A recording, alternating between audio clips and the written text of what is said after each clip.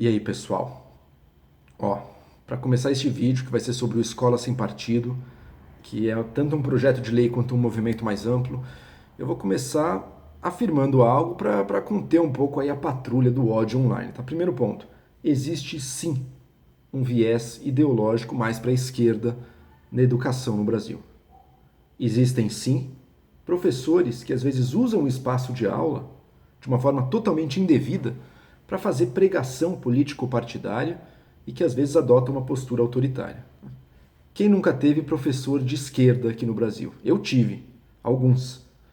Alguns deles, inclusive, foram professores nesse modelo mais autoritário, que não queriam discordância em sala, que reprimiam o debate, que na prática, na prova, eu tinha que esquerdar na prova ou não passar, era meio isso, essa era a regra. Agora, eu tive outros também. Eu tive outros professores de esquerda que também traziam a sua ideologia para a sala de aula, mas que, pelo contrário, que promoviam a discussão, promoviam o debate. Eles tinham as fontes deles, a formação deles, as referências, os livros deles. Sei lá, uma professora de história que usava Hobsbawm, por exemplo, um historiador inglês aí de esquerda. Agora, ela e outros professores também estimulavam a discussão. O posicionamento ideológico era uma matéria-prima, um combustível para um debate em sala de aula, para diferentes pontos de vista, para os alunos trazerem, às vezes, se contraporem também. Então, quer dizer, daí a gente vê um pouco que o próprio foco do Escola Sem Partido, que é esse suposto gravíssimo problema da educação brasileira, o professor que traz a sua ideologia política para a sala de aula, que isso não é bem o problema, não é bem isso que diferencia o bom do mau professor. Tá? E meu problema com o projeto já começa aí. Agora, a gente tem que dar um passo além também. Mais do que isso.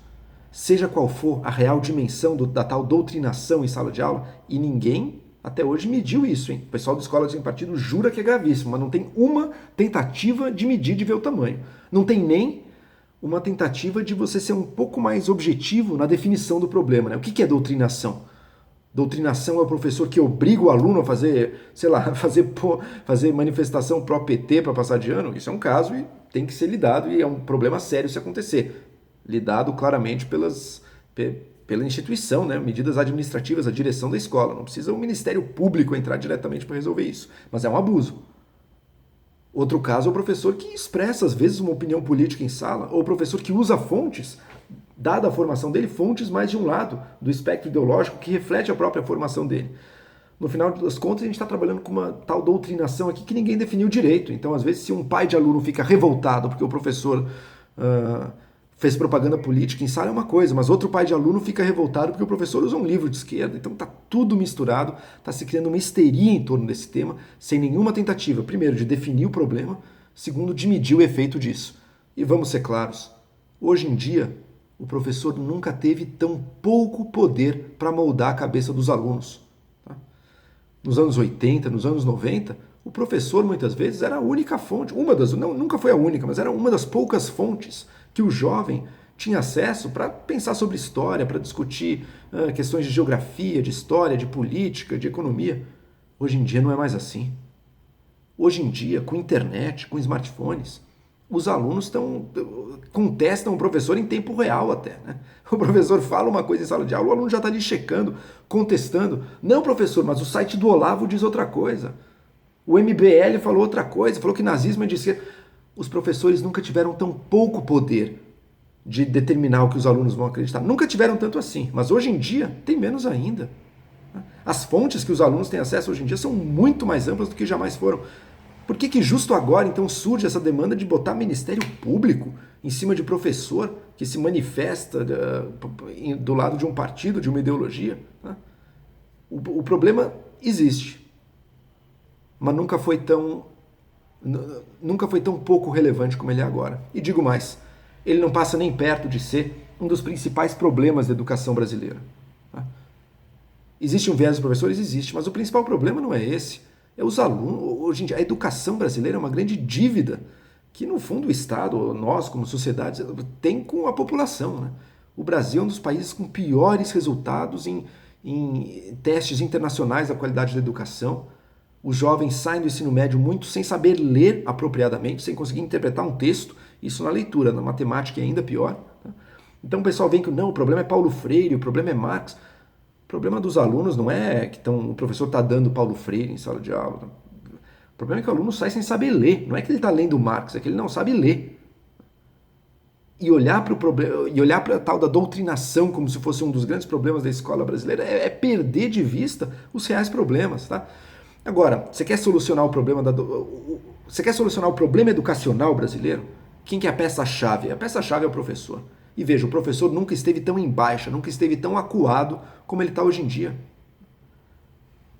É direção das escolas, que sempre que surge um conflito entre pais e professores, por exemplo, acaba tomando o lado dos pais. É governos que não valorizam também a profissão como se deveria. São alunos que cada vez menos respeitam a figura do professor, contestam o professor, desrespeitam o professor, em alguns casos, infelizmente, como a gente vê circulando vídeos, agridem fisicamente os professores. E agora a própria opinião pública, que está tomando os professores como se fosse algum tipo de inimigo a ser combatido, uma figura suspeita, sabe? A gente parte de um pressuposto da suspeita do professor. E se ele desviar minimamente do que a gente considera o ideal, falar uma opiniãozinha política ali, então ele é um grande inimigo, ele tem que ser extirpado. Isso é terrível, porque qualquer solução para a educação brasileira, obviamente, vai ter o professor como uma figura-chave. Queremos melhorar a questão ideológica na sala de aula? Sim, também queremos. Como é que se faz isso? Você faz isso promovendo mais variedade de ideias, formando professores com outras cabeças, com outras fontes, melhorando os cursos de pedagogia, de licenciatura, aí sim. Cadê as pessoas de direita que, em vez de ficar reclamando da educação, dos educadores, dos pedagogos, do Paulo Freire e qualquer outro fantasma que eles elegem aí, cadê as pessoas de direita que entram para formar professores? Para escrever novos livros didáticos que sejam fontes melhores para os professores, melhorar a qualidade dos livros. Em vez de tratar os professores que estão aí como se fossem inimigos, olha, tentar aprimorar a qualidade dos nossos professores que já estão aí, formar professores novos. O que a gente está vendo é o oposto disso, né? A gente está vendo a ascensão de uma direita, e é bom que haja uma alternância. A esquerda dominou um tempo, agora surge uma direita que acaba chegando ao poder. É legal essa alternância. Só que a gente está vendo uma direita muito chucra, uma direita muito burra, uma direita anti-intelectual ao extremo, que percebeu, sim, existe um viés político ideológico na educação, existe, é inegável que exista. Agora, em vez de propor soluções, em vez de formar pessoas, em vez de levar a pessoa para aumentar a variedade, elegeu a educação e os educadores como inimigos públicos. O que é absurdo, porque a educação segue sendo, como eu disse, uma das grandes lacunas, um dos grandes entraves para o desenvolvimento do Brasil. Ela vai precisar ser melhorada. E olha, não tem ilusões. A classe dos professores vai ter que sim participar dessa mudança. Não existe, quem vai ocupar o lugar deles? Não vai extirpar todo mundo. Vão ter que ser eles. E tem muita gente ali que é honesta, está tentando fazer um bom trabalho e que sim, tem suas fontes, tem sua formação, muitas vezes mais de esquerda, e traz isso às vezes para a sala de aula, mas de uma forma positiva. O que o Escola Sem Partido faz na prática é colocar os professores ainda mais contra a parede. É colocar é aumentar esse clima de vigilância constante sobre o professor. Tá? Todos os alunos agora filmando, querendo mostrar uma doutrinação do seu professor, colocar isso nas redes sociais, ou se o projeto de lei passar até jogar o Ministério Público contra os professores. Isso é um absurdo. Isso está quebrando o vínculo básico, o vínculo elementar que a gente tem que valorizar, a confiança na figura do professor que vai ter que existir se a gente quiser melhorar a nossa educação. Tá? E outro ponto. É curioso, né? Nessas discussões de escola sem partido, a gente sempre fala muito de ideologia, mas no fundo a agenda que parece estar mais por trás é uma agenda mais obscurantista. A agenda que parece estar por trás é um verdadeiro pânico de um conservadorismo religioso bastante obscurantista que não representa nem o que é o catolicismo hoje em dia, nem muitas das igrejas protestantes hoje em dia, mas que é um medo um medo absoluto com relação à educação sexual, querem tirar esse tema. Pô, o Brasil já foi um exemplo no combate às DSTs e à AIDS. Hoje em dia está perdendo isso. Os jovens estão deixando de usar preservativo. Se tirar a educação sexual das escolas, isso vai apenas piorar. Se tirar a educação das escolas, a violência contra LGBTs, contra gays, contra transexuais, vai só piorar. Vai ter menos tolerância. E não estou falando aqui de, nossa, celebrar, achar que é lindo, não sei o que. Eu não quero que ninguém mude seus valores, mas eu acho que todo mundo concorda que respeitar a integridade física das pessoas, seja a orientação delas qual for, é muito importante. E o Brasil deixa muito a desejar nisso. Tem muita violência, sim. Existe homofobia, sim. E a escola tem um papel importante aí a promover a tolerância. Sem educação sexual nenhuma, tirando isso como é o objetivo da escola sem partido, você vai piorar ainda mais esse problema. É uma agenda grave, uma agenda escusa, porque ela nunca está no centro do debate, está sempre a coisa da ideologia, mas que está junto aí, é um perigo. Agora veja, existem pautas, existem projetos reais sobre educação no Brasil. Pesquisem, por exemplo, o trabalho que o grupo Todos pela Educação faz, as propostas que eles têm para melhorar o ensino. E tem muita coisa. Tem estados brasileiros implementando medidas que funcionam, Ceará, Pernambuco. Né? Medidas, por exemplo, de meritocracia nas escolas, maior participação dos pais em diversas atividades escolares, medidas, por exemplo, propostas, por exemplo, para liberar o Fundeb, o dinheiro do Fundeb que vai para o ensino, para escolas que atendam a certas boas práticas de gestão, de escolha dos diretores. Tem medidas muito boas aí, tem propostas boas, projetos bons em circulação. Em alguns deles, vamos ter que sim comprar briga, até com sindicatos de professores, que às vezes num pensamento muito fisiológico acabam se opondo a coisas que no longo prazo vão ser boas. Mas é preciso saber escolher direito às brigas. E essa briga do escola sem partido é um erro total. Tá? Primeiro porque a doutrinação em sala de aula, embora exista, não é um dos grandes problemas da nossa educação. Segundo porque, tenha ela a magnitude que for, e ninguém se preocupou em medir, mas tenha ela a magnitude que for, hoje em dia ela é um problema muito menor do que jamais foi. Pô, olha os jovens aí, todos muito jovens apoiando o Bolsonaro. Se o professor tivesse tanto poder de doutrinar aluno assim, não tinha ascensão de Bolsonaro, ia estar todo mundo doutrinado, o Brasil ia estar indo para o comunismo. Nunca foi, né? Esse papo de comunismo é uma paranoia que se criou em parte da opinião pública, justamente para desviar o foco do que realmente importa, das reformas que valem a pena na educação. Um debate assim que é uma perda de tempo, olha na direção errada, tem medidas que ou são inócuas, como o tal do cartaz, que se tiver algum efeito é criar esse clima de vigilância que é muito ruim para a relação de confiança, né? Mas provavelmente vai ser inócuo. O que é um cartaz numa sala de aula? Não vale nada. Que nem cartazinho mandando reciclar lixo no supermercado, sei lá, placa de elevador que fala, olha se o elevador chegou no seu andar. O brasileiro adora achar que colar umas palavras na parede vai mudar muita coisa, né? Totalmente inócuo, mas em outro lado, perverso. Perverso porque cria esse clima de vigilância constante, de suspeita constante, o professor como culpado de antemão, o professor como potencialmente vítima da perseguição do Ministério Público, se tiver politicamente motivado para isso. Enfim, um projeto bastante nocivo para a educação brasileira.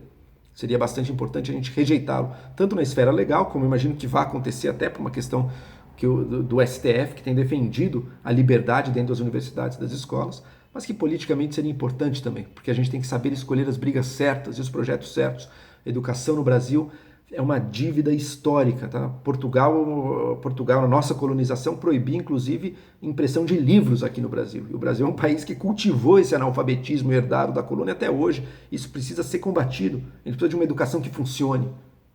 Agora, a gente só vai ter isso se a gente souber olhar para as melhoras reais e não ficar combatendo fantasmas. Tá? A gente está discutindo tanto escola sem partido, é um desrespeito aos nossos jovens, é um desrespeito aos estudantes brasileiros que merecem uma educação de qualidade e que não tem nada a ver com colocar toda a classe dos professores contra a parede, com promover uma cultura de paranoia e de desconfiança constantes e aplicar, no fundo, uma mordaça, né? Que o professor não vai poder falar de política na sala, a não ser que ele, no mundo ideal, em que ele traga um espacinho igual para cada um dos lados políticos. Isso é possível numa aula especial, num debate, tudo. O dia a dia, é claro que não vai ser assim.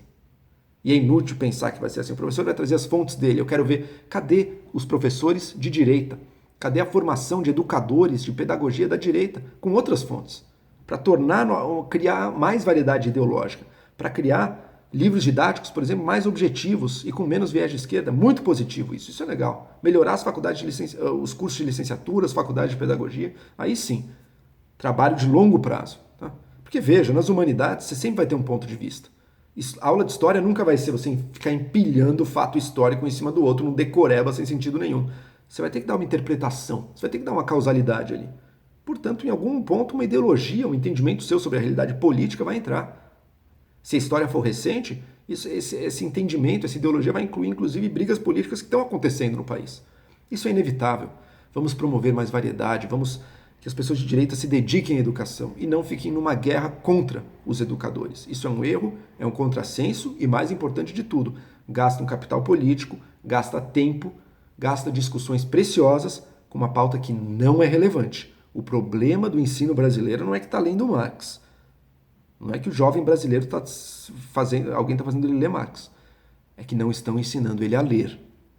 A gente tem que olhar isso de frente, sem fantasmas, sem perseguição, sem macartismo, sem um medo de um comunismo que supostamente estaria aí, porque isso é feito justamente para nos enganar e para fazer com que as reais soluções se tornem mais distantes, promovendo a ignorância na qual o nosso país vive até hoje. E que seria muito bom que tanto a esquerda quanto a direita se engajassem para, superando as suas divisões ideológicas, olhar para esse problema, que é um problema que atinge a todos os lados e que atrasa muito o nosso país.